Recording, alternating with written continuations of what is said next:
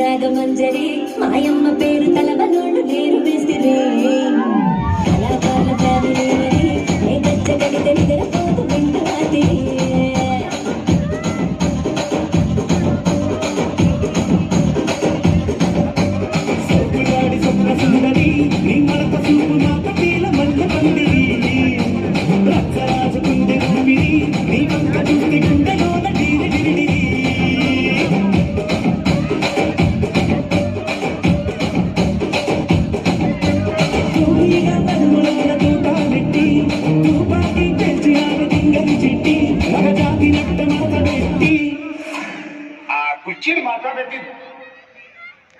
కుర్చీని మాట్లాడేది